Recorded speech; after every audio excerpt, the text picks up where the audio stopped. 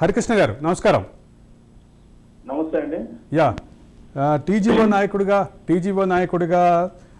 అదే సందర్భంలో ఉద్యోగ సంఘాల నాయకుడిగా ఉన్నటువంటి అదే కోటాలో ఎమ్మెల్యే పదవి మంత్రి పదవి పొందినటువంటి శ్రీనివాస్ గౌడ్ ఆయనకు సంబంధించిన వ్యవహారాల గురించి చర్చ చేస్తున్నాం. చెప్పండి హరికృష్ణ గారు. సార్ నేను యాక్చువల్గా నా పైన ఏదైతే హలో చెప్పండి హరికృష్ణ గారు వింటున్నాం.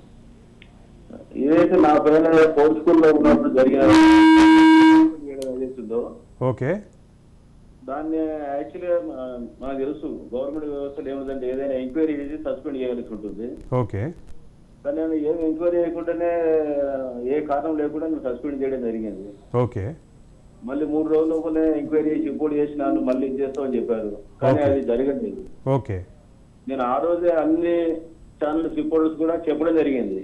ఓకే దీంట్లో ఏం చేసింది నేనేం చేయలేదు, తప్పు లేదు, మీరు అంతా చూడండి. అయినా కూడా ఆ రకంగా అదే స్పాట్ లో ఈ చర్య వెనక అప్పటి మంత్రి శ్రీనివాస్ గౌడ్ ఉన్నారనేది మీ అభియోగమా?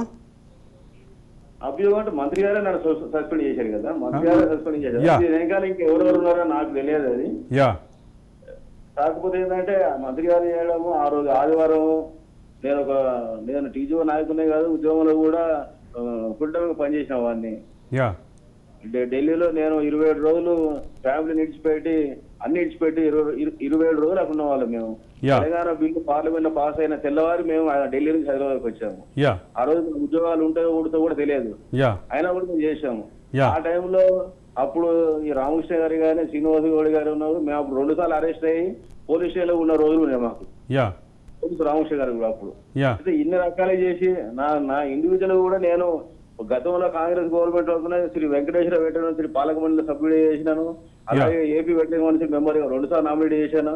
అలాగే వెటరన్ సభ్యుడిగా ఢిల్లీలో కూడా మెంబర్ చేశాను. అట్లాంటి ఇంత హోదాలో పనిచేసి నేను చిన్న విషయంలో నన్ను సస్పెండ్ చేయడం నాకు బాధ అనిపించింది. అది శ్రీనివాస్ గౌడ్ గారు చేయడం ఇంకా నాకు చాలా బాధ అనిపించింది. అయితే హరికృష్ణ గారు చెప్పండి సార్.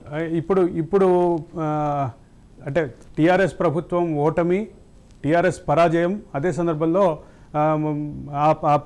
ఆ క్రమంలో పరాజయాన్ని పరిశీలించే క్రమంలో శ్రీనివాస్ గౌడ్ అంశాన్ని ఎత్తుకున్న తర్వాత మీలాంటి బాధితులు అనేక మంది ఉన్నారంటూ మాకు ఫోన్ కాల్స్ రావడంతో మళ్ళీ 2వ రోజు కూడా అదే సబ్జెక్ట్ని కొనసాగిస్తున్నాం హరికృష్ణ గారు.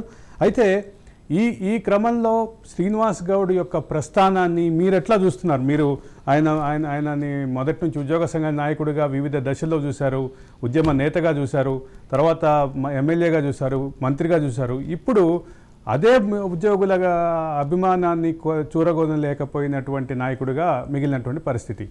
దాదాపు 4,000, 3,700, 3,800 పోస్టల్ బ్యాలెట్లో ఆయన కేవలం 700 వచ్చినటువంటి పరిస్థితి. దీన్ని ఎట్లా చూస్తారు మీరు? మీ మాజీ సహచరుడు ఈ రకంగా ఉద్యోగులకే దూరం అయ్యి ఈరోజు అధికారానికి దూరం అవటాన్ని ఎట్లా చూస్తారు మీరు? అంటే ఇదే సార్, ఇప్పుడు నేను పనిచేసే స్కూల్లో 450 మంది పిల్లలు ఉన్నారు సార్. అక్కడ పేరెంట్స్ ఉంటారు. ఓకే 70 మంది సిబ్బంది ఉంటారు. ఓకే ఇంతమంది సిబ్బంది ముందు అక్కడ ఏం జరిగింది ఏం జరగలేదు అనేది తెలుసుకోకుండా నా సస్పెండ్ చేయడం కూడా వాళ్ళందరూ కూడా మనోభావాలు దెబ్బతిన్నట్టే అక్కడ.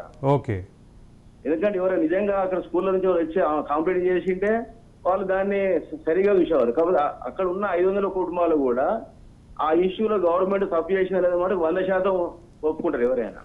అదే నేచురలే సార్. ఇప్పుడు ఏదో మీరు అన్నది ఒక్క ఓటమే 100 తప్పులు అన్నారు కదా, అట్లాంటి దాంట్లో నా ఒక్క స్కూల్లో 500 ఫ్యామిలీస్ ఉన్నారు డైరెక్ట్ గా. ఇండైరెక్ట్ గా ఇంకెంతమంది కుటుంబాలు వాళ్ళ రిలేషన్ లో. కాబట్టి అందరికీ తెలుసు కదా డాక్టర్ హరికృష్ణ జరిగిన న్యాయం అన్యాయం అనేది. ఓకే